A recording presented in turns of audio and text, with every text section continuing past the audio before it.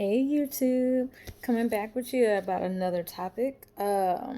So I wanted to talk about like how just two-faced the narcissist can be. They are literally like a quarter. You know, I'm gonna say like a good 80% of the time, if you were to pick up a quarter, 9 times out of 10, you're gonna pick it up with the face side facing you. So that means the majority of people see that face of the narcissist. They see that side, that charismatic, nice, sweet, helpful, fake ass personality.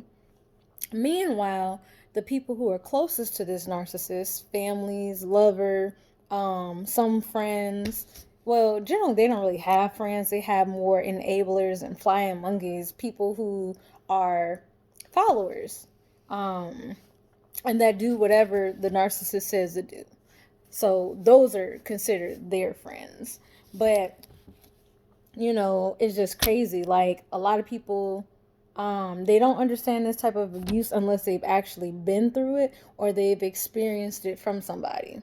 So I came across like this quote on Facebook, and it stated, because I for the longest, once I discovered what narcissism is, I was sitting here like, why me? Why me? Like even from when I was 14, I was like, is everybody's parents like this? Is everybody's parents like this? Is it just me? You know, and I always used to be like, what did I do in a previous life to end up with a parent like this? Like, what did I do? I didn't do anything. I am an innocent soul who just happened to be placed here. Now, my personal thing is like, the quote that I came across was, it's like a narcissist is meant to meet a empath because the empath is supposed to teach them to be humble and all this other stuff that an empath is. But obviously, we know that a narcissist will never, ever change. They don't care about nothing but themselves until the day they die. Now, on the other hand, it was kind of profound to me because it stated that empaths come across narcissists to be strong, to learn how to set our egos to the side, learn to take care of ourselves and be selfish a little bit. Basically to just take care of ourselves, stand up for ourselves. And I was just like, interesting. Because growing up with a narc parent, if you stand up for yourself or you try to speak your truth or anything, basically any disagreement with a narcissist, you are public enemy number one. And I used to always realize that when I would disagree with my mom, I was targeted. I was on her target list, and there was going to be some backlash at some point in some time, you know. But it's crazy. People don't understand this narcissistic abuse or, domestic violence. And that's exactly what it would be considered because, these people abuse people psychologically, emotionally, sometimes physically. It can be financially and it can be spiritually. And many times you can't see the scars on somebody's mind. You can't see how fragile their psyche has become. You can't see the scars on their heart or their soul. You know what I'm saying? A lot of people think, I used to think domestic violence was equated to, oh, black eyes and bruises and being pushed down steps, just physical abuse. That's what I thought domestic violence was. No, there's other avenues to it that are insidious and that looking from the outside, you wouldn't think anything was wrong. You know what I'm saying? Um, a lot of people who go through narcissistic abuse end up invalidated. Like in my case, when I would tell other family members or friends about like the situation with my mom, what I deal with for my mental health, my emotional health, my spiritual health, my financial situation, and all these other things, they would always be like, oh, like family members, Oh, but she's your mom. You only get one mom. Man, screw all of that. You compromising my mental health or my emotional health, and you are killing me spiritually. You gotta go. And kicking her out of my life was the best thing. I don't miss her. Um, it's funny how childish she is, because and this goes all into narcissists being two-faced, because she has her side of the story where she tells family, oh yeah, me and Shay, we don't talk, and she'll try to act like, now mind you, I'm pretty sure she has talked her dirt, talked her shit, saying this and that and the third. But see, being that this is going on 2 years that I have not spoken to her, she doesn't know who I am. Hell, she never knew who I was, you know? Because her favorite color was red, my favorite color had to be red. My favorite color is blue, baby. And she literally was trying to argue me down. Well, why do you like blue? Blue's a boy color. Well, so is red. Shit, I mean, why don't you be over there as a blood and let me be over here crip walking? You know what I'm saying? I'm just playing. I'm just joking. But, you know what I'm saying? Like, let me like what I like. I'm not a clone of you. I am not the same as you. And that goes into like narcissists thinking that you are an extension of yourself, particularly if you're like me, where you are a child of a narcissist. They think that you are an extension of themselves. They don't see you as your own separate being, your own individual person with your own personality, thoughts, and feelings. Screw all of that. They don't care. But, you know, I would say like a way to identify is when they like blow hot and cold. That's part of being like two-faced, because I mean, you can't just be hot one minute and then cold the next. You know what I'm saying? um their emotions is just, they're moody judies. One minute they're angry, then the next minute they're happy. Or I don't really truly believe they could ever be happy unless they are smiling and laughing at someone else's misfortune, which is sickening. Ugh, so sickening.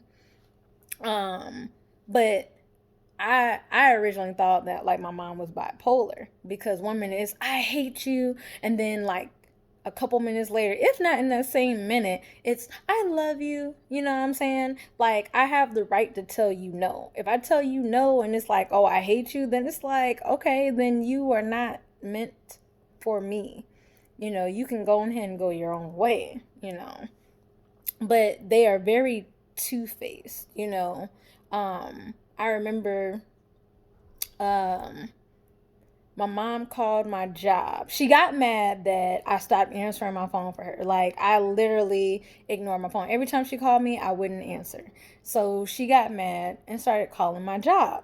So then my job, on my day off, calls me and was like, oh, your mom called. Look here, don't be calling me about that. If it has nothing to do with work, mind your damn business and stay in your lane. Click. Simple as that. Like, I don't got nothing else to say to you, because I don't know what lies she done told you for you to even think to come to me. And then even before that, she called the cops. What the cops gonna do? Arrest me because I didn't call you back? I didn't text you back on my damn phone that I fucking paid a bill for? What is wrong with you, lady? You are really acting like a psychopath. Like, seriously. Oh, well, the most they did was a wellness check. And technically, I wasn't even home. My roommates was at the house, at my place, you know. And so all the cop could tell you was, well, she sounded okay. She was fine. She was at work. You know what I'm saying? And even the cop sounded like he wanted to play Captain Save a Hoe. Oh, well, your mom said that y'all beefing. First off, ain't nobody beefing. She's just angry. And it's like how dare you think not to answer that phone for me and this and that. You know what I'm saying? That's just where that two-facedness is. I don't know what lies she told the police. I don't know what lies she told my job. But I basically had to send her a text message telling her if she ever remotely contacts me again because it's a form of harassment, cyberbullying, and, her calling my job, potentially, I don't know, probably trying to want to get me fired or something, you know, everybody that you contacted, such as like family and my high school friends that you tried to contact to try to get in touch with me, all because you know you done said some shady shit to me, and you know that I don't want to fuck with you at this point, because it's not the first time. I could go months without talking to her. It was a regular thing. It'd be like every 3 months. Stop, Puff. I'm sorry about that. My doggone cat messing with the doggone blinds. I don't know why they keep chewing my dang on the strings on these doggone blinds. I don't know what's wrong with them. But yeah, so she was mad, and I guess she couldn't handle. I guess me not contacting her back was a form of rejection, and so she went ballistic, got extremely obsessed. Starting trying to hunt down where I worked. Because at this point she didn't know my address. The only thing she knew was my phone number, and once that changes, then shoot, you won't really know anything. But I mean, they know how to compose themselves. And this is exactly what I mean by two faced. So after all of this stuff went down, and I had to basically threaten to take her to court, I will subpoena every single person that you contacted to get in contact with me, because the fact that I had to even make a social media post telling my friends that if my mother contacted you, dismiss it because I don't fuck with her, and unless you are ready to get pulled into the mud, because I will subpoena your ass to court, mind your damn business. And they minded their damn business. Ain't nobody trying to mess with the court system, and she knows she ain't trying to mess with the court system. You might have won custody of me back in the 90s when I was a child, but baby, I'm a whole adult now. Like, I mop the floor with you.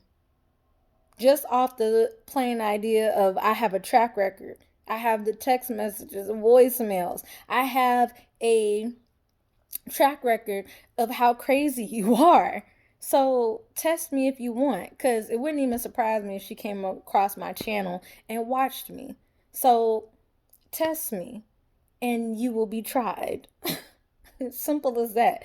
I don't be wanting to play no games with these two-faced people. But I mean, she is so two-faced, man. Like, straight up. But narcissists know how to compose themselves in public. They know how to talk with people. And I say this because, even when I was a teenager, if a debt collector called or whatever, my mom's not up here yelling, screaming, cursing them out, talking to them all crazy, trying to slap them up like she was doing me. Because you know damn well them motherfuckers gonna definitely evict you out that house, take that car, boost your rates. They gonna do everything to not help you. So the fact that it's, yes, well, I just need, she put on this little fake ass voice. Oh, so fake. And I knew it was fake. And it just pissed me off that no one else saw what I saw. People would see this angel, and me, I'd see Lucifer. Red eyes. No, her eyes weren't even red. Them bitches was black. They went black. I made a video called Black Eye Theory because I've never forgotten how dark and void those eyes were. It was creepy. And that was a supernatural moment. And I still don't have answers to it to this day as to why. Because somebody tried to say, oh, well, her pupils were just dilating. Your pupils do not dilate and cover your entire iris. Doesn't happen. No, doesn't happen. But yeah, like just like a quarter, the world sees the face side, and family and loved ones, like anybody that's close to the narcissist, and the narcissist has gotten comfortable with grooming them or training them to take abuse because for the longest, shoot, I didn't know that I was being abused. You know what I'm saying? I knew there was dysfunctional stuff going on, but I didn't know to the insidious level of abuse that was taking place. So them being two-faced, yeah, they are definitely narcissistic because that is not a good trait.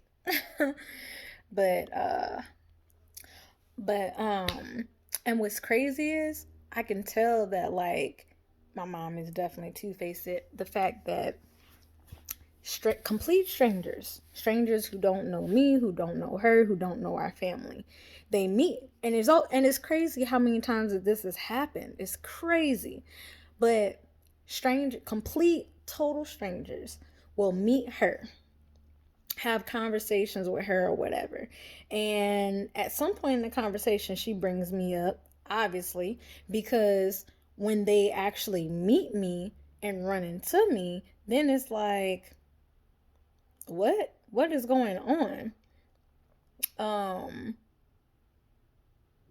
it's like, they kind of had this look on their face like she's nothing like her mom said she was. So almost like, my mom was talking about me like, oh, she has an attitude, she this, I don't know, whatever the heck my mom had to say about me behind my back.